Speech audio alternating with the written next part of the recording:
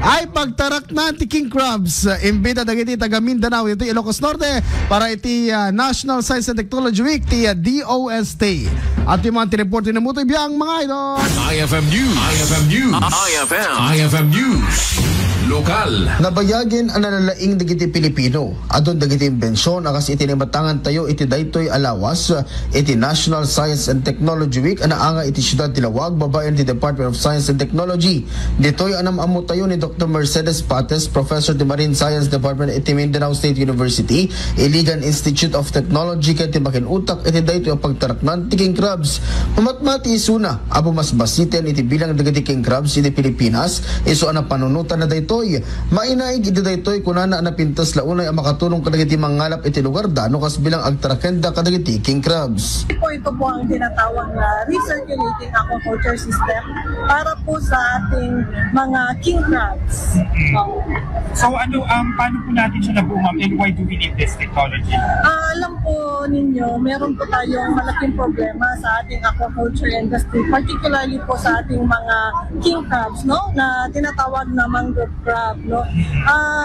Kukunti na lang sila kasi usually kinukuha sila sa wild. Wala po tayong yung sustainable supply ng crabs sa ngayon dahil po wala silang makukuhang magandang quality na broodstock. Yes. So, dahil may problem sa broodstock, ito po yung solusyon namin.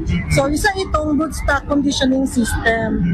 Kasi, kailangan natin makaproduce ng maraming spawners, yung mga mother, para sila yung mga nganak, para magkakaroon tayo ng maraming seeds of crabs or tinatawag na crablets. So, ito po ay recirculating, ibig sabihin, yung water niya is nire-reuse. So, may tubig dito, dadaan sa biofilter, tapos lalabas yung tubig na malinis, balik naman dito sa tank.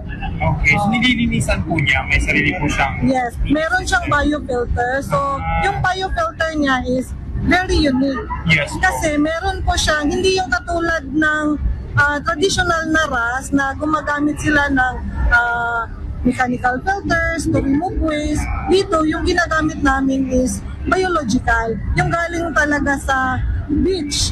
Yes. Yung katulad ng marine worms, no? Dahil sila yung maganda silang animals para mag-recycle ng mga nutrients.